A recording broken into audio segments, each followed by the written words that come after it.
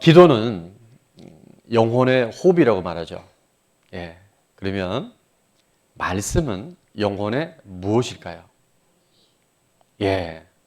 몇 분이 지금 대답하셨는데 말씀은 바로 영혼의 양식이라고 말합니다.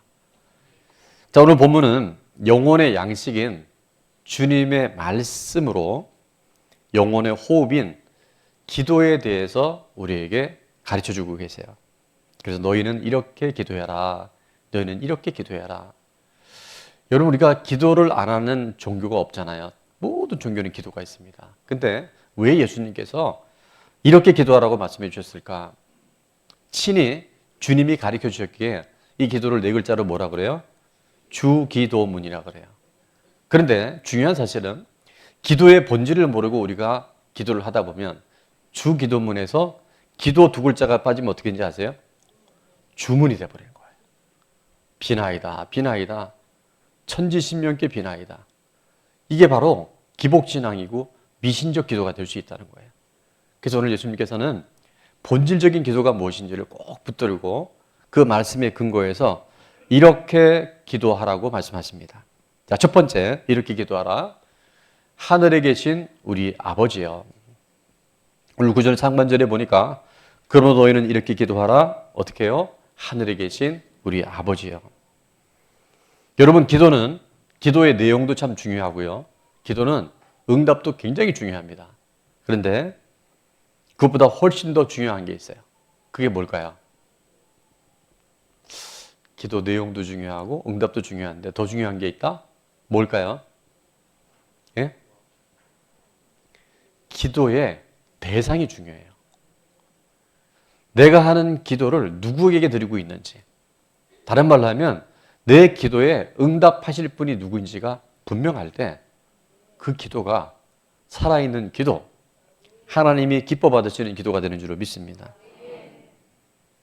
우리가 기도할 수 있는 근거는 딱 하나예요. 그게 뭐냐면 하늘에 계신 우리 아버지요. 만약에 하늘에 계신 우리 아버지여가 아니고 하늘에 계신 우리 아저씨여 그랬으면 어떻게 뻔할까요? 하늘에 계신 우리 아저씨여 그러면요, 여러분 이게 대혼란이 일어납니다. 옆집 아저씨나 길 가는 아저씨한테 아저씨 봄이 됐는데 옷 좀 사주세요. 그럼 뭐라고 얘기해요? 너 왜 그러니? 그러지 않겠어요? 그러나 자녀들은 아무것도 한 것도 없고 맡겨놓은 것도 없고 진짜 한 거라고는 속썩이 그밖에 없는데 당당하게 요구해요. 옷 사주세요. 신발 사주세요. 냉장고에 반찬 있고 밥 다 해놨는데 지가 차려서 먹으면 되지. 밥 주세요. 여러분 이게요, 자녀가 갖고 있는 특권이고 자녀만이 누릴 수 있는 은혜인 줄로 믿습니다.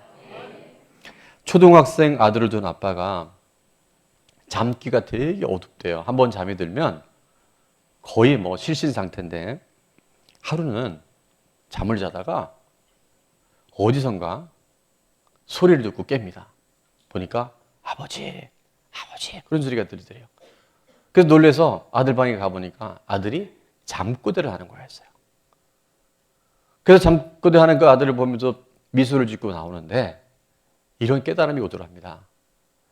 육신의 아버지도 아들이 아버지, 아버지 부르면 나같이 잠기 어두운 나도 그 소리를 듣고 깨는데 하나님 아버지께서 우리가 아버지라고 부를 때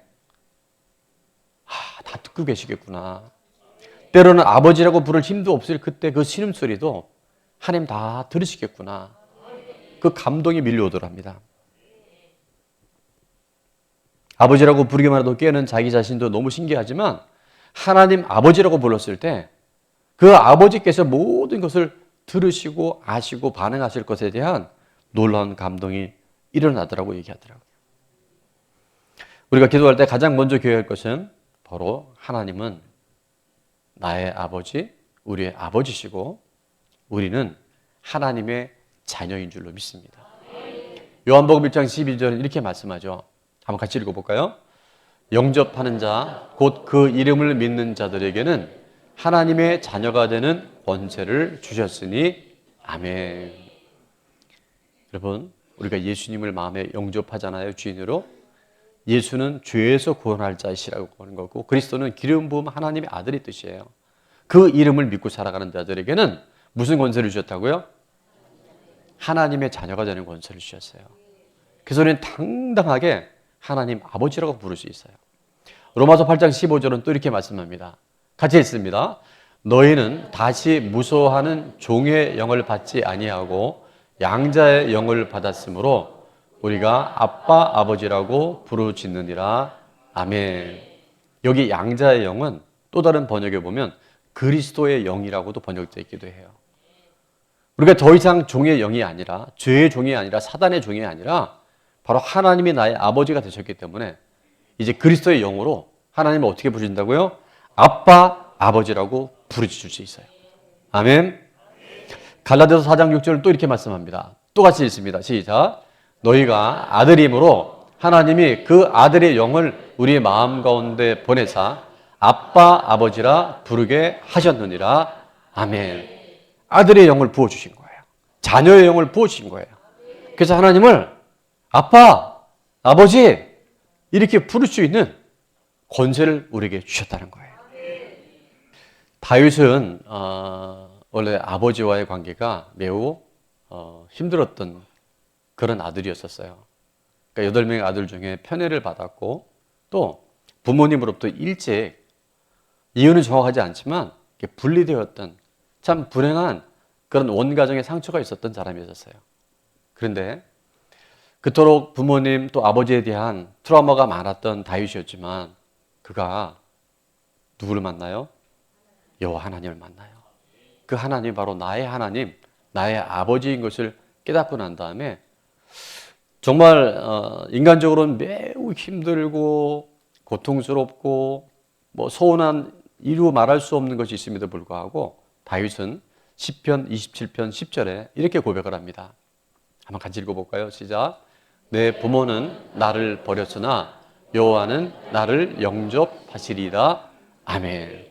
내 부모는 나를 학대하고 나를 그토록 유기시키고 버렸지만 내 하나님 아버지는 나를 언제나 맞아주시고 나를 영접하시리로다.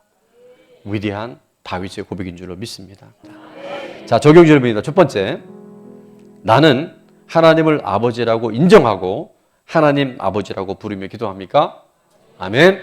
예, 오늘 다 점검이 됐어요. 그래서 이따가도 말씀드리겠지만 이 하나님 아버지에는 엄청난 능력이 있다는 거예요. 자, 두 번째, 다 같이 읽습니다. 시작. 나는 하나님을 아버지라고 부르는데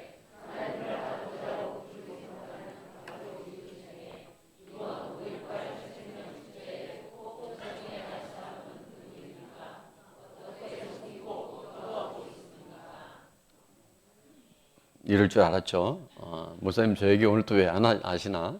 자, 나는 하나님을 아버지로 부르는데 우리 가족 중에서, 우리 이웃 중에서 고아처럼 그냥 인생에 왔다가 없어지는 줄 알고 그렇게 살아가는 내 가족과 이웃들에게 이제 그 하나님 아버지를 우리가 전해야 할 줄로 믿습니다.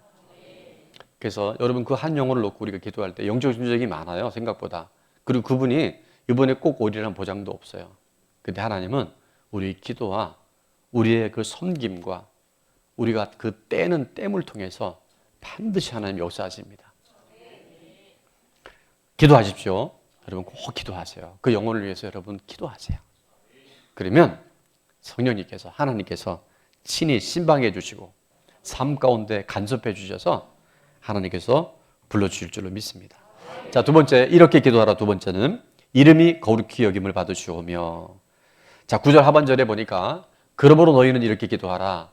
하늘에 계신 우리 아버지여. 그 다음에 어떻게 기도하라고요? 이름이 거룩히 여김을 받으시오며. 여러분, 하나님은 하나님 자체가 거룩하신 분이에요. 그죠? 우리가 뭘 한들 안 한들 하나님 자체가 존귀하신 분이고 거룩하신 분이에요. 근데 하나님의 이름이 거룩히 여김을 받는다는 것은 이렇게 비유를 들 수 있어요. 우리가 성장할 때 이제 이런 경우가 많았을 겁니다. 학창 시절에 아주 모범적이고 꼭은 아니지만 공부도 잘하고 모든 일에 반듯한 자녀를 둔 부모님은 어디를 가면 어떻게 얘기를 해요? 예를 들면 윤복수 성도님이 오늘 너무 이렇게 반응을 잘해 주셔서 우리 윤복수 성도님이 어릴 때였어요. 똑똑하고 공부도 잘하고 인서도 잘하고 모범적이고 뭐 어르신들한테 예의도 바르고 그래서 저 사람이 복숙이 엄마래. 저분이 복숙이 아버지래. 그러면 아버지 어머니는 똑같은 분인데 그 자녀가 어떤 삶을 사냐에 따라서 아버지가 어머니가 높임을 받을 수 있어요. 거꾸로 얘기하고 싶은데 겉으로는 얘기하고 싶지 않아요. 속색이고 사고치고 그러면 아이고 누구누구 아빠래 누구누구 엄마래 이런 일은 우리 존엄에게는 없는 줄 믿습니다. 여러분 지금 세계적인 우리나라 축구선수 월드클래스 월클이 있어요. 누구예요? 손흥민. 이름도 잘 줬어요. 근데 그 아버지 이름이 손웅정 집사님이더라고요. 참 믿음이 좋은 분이에요. 이분이 아주 철저하게 신앙교육을 잘 시키고 인격교육을 시키는데 손웅정 집사님은 똑같은 손웅정 집사님이에요. 그냥 코치 역할을 할 뿐인데 누가 아들이 축구를 잘하니까 이분이 말이야 손흥민 축구선수의 아버지래. 무슨 얘기인지 아시겠어요? 오늘 자녀된 우리들이 어떤 삶을 사냐에 따라서 하나님의 이름이 거룩히 여김을 받으시고 높임을 받으시고 존귀함을 받게 되는 줄로 믿습니다. 1924년도 제8회 파리 올림픽 400m 결선에서 정말 있을 수 없는 일이 일어납니다.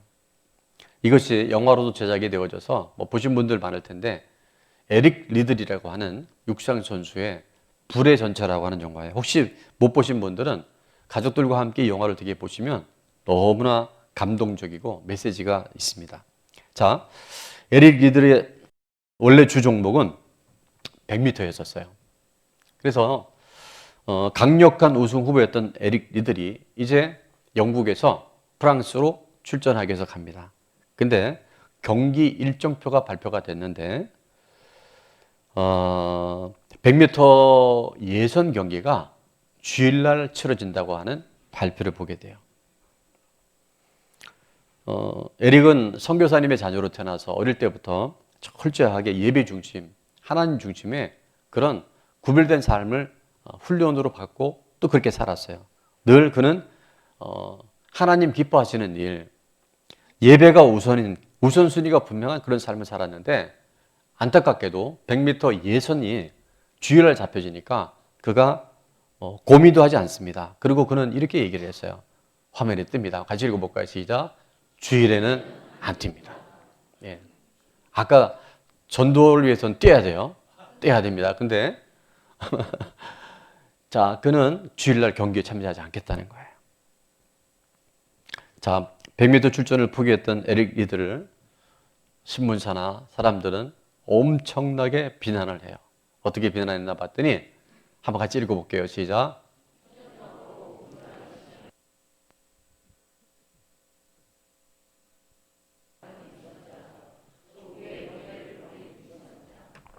예, 정말 비난치고는 엄청난 조소와 그런 조롱을 받았어요. 그런데 그는 그럼에도 불구하고 그런 비난이 있음에도 불구하고 그는 평소처럼 하나님께 경건하게 예배와 주의를 보내게 됩니다. 그때 100m 경기에 그 에릭 리드를 대신해서 해롤드라고 하는 선수가 출전을 했는데 이 선수는 평소 때 그 에릭보다 기록이 굉장히 많이 쳐졌어요. 그리고 실제 그날 경기도 에릭 리들의 기록에는 많이 못 미쳤지만 놀랍게도 그 100m 파리 올림픽에서 그는 금메달을 땁니다. 그 에릭 리들은 정말 전심으로 축하를 해줬어요. 그런데 그 다음에 원래 에릭 리들은 100m 주전이었기 때문에 주 종목이 아닌 200m에 출전을 하게 됐는데 거기서 동메달을 땁니다. 그래서 정말 이걸로 이제 올림픽이 끝나나 보다 했는데 놀라운 일이 생겨요. 에릭들에게 400m에 출전할 수 있는 기회가 주어집니다. 400m는 이미 세계적인 선수들이 즐비하게 있고 아시는 분은 알겠지만 같은 100m, 200m, 400m 육상이 똑같은 것이 아니라 이게요. 100m를 뛰는 선수와 400m 뛰는 선수는 근육이라든가 폐활량이 전혀 다르다고 그래요. 그런데 100m 주종목을 섰던 에릭이 400m를 출전할 때 수많은 사람들은 이미 강력한 후보들이 많았기 때문에 아무런 기대를 안 했는데 상상하지 못할 일이 그날 일어납니다. 시험 당일날 아침에 이제 경기를 준비하고 있는데 선수단에 있었던 스텝 중에 한 사람이 그에게 찾아와서 종이 하나를 쪽지를 건네주는데 그 쪽지는 이렇게 기록이 되어 있었어요. 한번 같이 읽어볼까요? 시작. 나를 존중히 여기는 자를 내가 존중히 여기고 최선의 영광이 있기를 기도합니다. 사무엘상 2장 30절에 나를 존중히 여기는 자를 내가 존중히 여기리라고 그 말씀을 쪽지로 건네받아요. 그는 그걸 손에 꼭 쥐고 경기에 참석합니다. 경기가 시작하자 에릭은 초반부터 엄청난 속도로 달리기 시작합니다. 관중들은 그날 중계석에는 왜냐면 100m 선수였기 때문에 400m는 그렇게 뛰면요 심장이 터지거나 저러다 쓰러진다라고 할 만큼 전속력으로 뛰었다 그래요. 근데 놀랍게도는 에릭은 마지막 400m까지 전혀 흔들리지 않고 선두를 놓치지 않고 끝까지 달려서 400m 세계 신기록을 세웁니다. 그 기록이 47.6초였다 그래요. 그래서 제가 계산을 해보니까 47.6초면 100m를 11.9초에 뛴 거예요. 여러분 여기서 100m만 뛰어도 11초 뛴 사람 있어요? 이분이 지금 빨리 한국 육상연맹에 알려야 되는 분이에요. 근데 400m를요 47.6초에 뛴 거예요. 그러니까 이게 사람의 육체로서는 상상할 수 없는 한계를 뛰어넘어버린 거죠. 우승 후에 에릭 리더는 이렇게 고백합니다. 같이 읽습니다. 시작. 처음 200m는 제 힘으로 뛰었고 나머지 200m는 하나님의 힘으로 뛸 수 있었습니다. 아멘. 우리가 하나님을 존중히 여기면 하나님 우리를 존중히 여겨주세요. 근데 이제 이런 말씀만 드리면 착각하는 분들이 그러면 우리가 무조건 주일날은 아무것도 안 해야 된다. 그러면 안 돼요. 우리 교회 경찰 공무원도 있고요. 또 우리 소방 공무원들, 또 의료진들, 또 우리 이종준 집사님 같은 거 한전에 근무하는데 전기 다 일하는 분들이 있어야 돼요. 그러니까 그런 걸 하지 말라는 게 아니고 삶의 우선순위가 분명해야 된다는 거예요. 뭔 얘기인지 아시겠죠? 또 하나는 내가 주의를 지켰더니 하나님 이런 복을 주셨다. 이것도 기복이 되는 거예요. 그게 아니라 나는 오늘 하나님 앞에 경건한 삶, 하나님의 이름을 존귀히 여기는 삶을 살아가면 결과는 하나님께서 알아서 하시는 거예요. 400m 신기록을 세웠기 때문에 금메달 딱 때문이 아니라 하나님은 그런 사람을 반드시 기억하시고 그 사람을 통해 영광 받으신 줄로 믿습니다. 레위기에는 부담스러운 말씀이 있어요. 레위기 11장 45절에 보면 저는 이런 말씀을 읽을 때마다 조금 이렇게 눌려요. 답답하고 숨이 잘 안 쉬어져요. 근데 여러분은 제가 1부 때 보니까 아주 기쁜 마음으로 이런 말씀을 읽는 것 같은데 내가 거룩하니 너희도 거룩할지니라. 하나님이 거룩하니까 우리도 거룩하라고 말씀하세요. 예. 저는 아멘이 잘 안 되는 게 하나님 거룩한 것까지는 인정이 되는데 또 다른 성경에 보면 내가 완전하니 너희도 완전하라래요. 기죽지 않아요? 뭔가 답답하지 않아요? 그런데 하나님은 이 말씀을 주실 때 우리에게 분명한 해결, 길을 예비해 주신 줄 믿습니다. 20장 7절에 보니까 너희는 스스로 깨끗하게 하여 거룩할지어다. 나는 너희의 하나님 여호와이니라 말씀하시고 자 8절은 같이 봅니다. 시작. 너희는 내 규례를 지켜 행하라. 나는 너희를 거룩하게 하는 여호와이니라. 아멘. 우리가 거룩한 게 아니에요. 우리가 거룩해 주시는 게 아니에요. 하나님이 우리를 거룩하게 해 주실 때 우리는 거룩한 삶을 살아가게 되는 줄로 믿습니다. 내가 거룩해야지. 내가 하나님 이름을 존귀히 여겨야지. 그게 아니라 하나님이 내 안에 계실 때 성령님이 내 안에 역사하실 때 우리는 내가 할 수 없는 그 영역을 내가 비록 금메달을 포기한다 할지라도 하나님 기뻐하신 일이라면 내려놓을 수 있는 걸 그것이 바로 하나님이 하시는 역사인 줄로 믿습니다. 21장 8절에도 보면 이렇게 말씀합니다. 너는 그를 거룩히 여기라. 그 다음 같이 읽을까요? 너희를 거룩하게 하는 나 여호와는 거룩함이니라. 아멘. 그 하나님 아버지가 그 하나님을 신뢰하고 믿는 우리를 거룩한 삶으로 인도하신 줄 믿습니다. 사무엘상 2장 30절 나를 존귀히 여기는 자를 내가 존중히 여기고. 자, 그래서 제가 이렇게 한번 적어봤어요. 같이 한번 읽어보겠습니다. 시작. 우리가 하나님을 존중히 여길 때 하나님은 우리를 존중히 여겨주십니다. 우리가 낮아질 때 하나님은 우리를 높여주십니다. 아멘. 이것이 바로 인격적인 하나님과의 관계인 줄로 믿습니다. 자, 적용 질문. 하나님의 이름이 거룩히 여김을 받기 위해 내가 실천해야 할 것은 무엇입니까? 두 번째 질문입니다. 하나님의 이름이, 한번 같이 읽어볼게요. 시작. 하나님의 이름이 거룩히 여김 받기 위해 내가 멀리해야 할 것은 무엇입니까? 자, 마지막 시간이 좀 갔지만 이렇게 기도하라는 뭐냐면 나라가 임하옵시며. 10절입니다. 나라가 임하옵시며. 여러분, 나라는, 국가는 3요소로 구성되는데 첫 번째는 뭐냐면 국민이 있어야 돼요. 두 번째는 주권이 있어야 돼요. 세 번째는 영토가 있어야 돼요. 자, 국민은 하나님의 나라에도 똑같은 국가의 3요소가 있는데 바로 국민은 바로 하나님의 백성, 하나님의 자녀가 첫 번째 하나님 나라의 구성 요소고요. 두 번째, 주권은 민주주의에서는 주권이 누구에게 있어요? 국민에게 있어요. 그런데 하나님의 나라의 주권은 어디 있다고요? 하나님께 있어요. 그래서 교회는 하나님의 주권, 하나님의 다스림 속에 되는 것이 교회인 줄로 믿습니다. 근데 교회에 민주주의가 들어오면, 인본주의가 들어오면 그때부터 사단의 미혹이 들어올 수 있어요. 의장, 저요, 다수결. 이게 광야에서 10명의 정탐꾼이 벌였던 그 끔찍한 사건이 바로 이렇게 일어나는 거예요. 하나님 나라는 주권이 누구에게 있다고요? 하나님께 있어요. 말씀에 있어요. 하나님의 약속 안에 있는 줄로 믿습니다. 세 번째, 하나님 나라의 요소 영토는 뭐냐면 한번 같이 읽어볼게요. 시작. 하나님의 자녀들이 하나님의 인도, 통치 아래 살아가는 모든 곳, 그것이 바로 하나님의 나라 영토인 줄로 믿습니다. 누가복음 17장에 보면 바리새인들이 어느 날 이렇게 질문을 하죠. 바리새인들이 하나님의 나라가 어느 때 임하나이까 묻거늘 예수께서 대답하여 이르시되 하나님의 나라는 볼 수 있게 임하는 것이 아니요. 자, 21절은 다 같이 봅니다. 또 여기 있다 저기 있다고도 못하리니 하나님의 나라는 너희 안에 있느니라. 아멘. 우리가 이 땅에 살아가지만 육신을 입고 살아가는 우리들 안에 하나님을 모시고 살아가면 내 안에 예수 그리스도가 살아계시면 그것이 바로 하나님의 나라인 줄로 믿습니다. 적용 질문입니다. 내 삶에 더욱 확대되어야 할 하나님의 나라는 어디입니까? 관계 안에 아직도 무언가 가로막힌 담이 있다고 한다면 이제 하나님의 나라가 그 가로막힌 담을 무너뜨려야 할 줄로 믿습니다. 재정이나 물질의 압박을 받고 있는 분들에게도 하나님의 나라가 확장되어져서 물질로부터, 재정으로부터 자유할 수 있기를 축원합니다.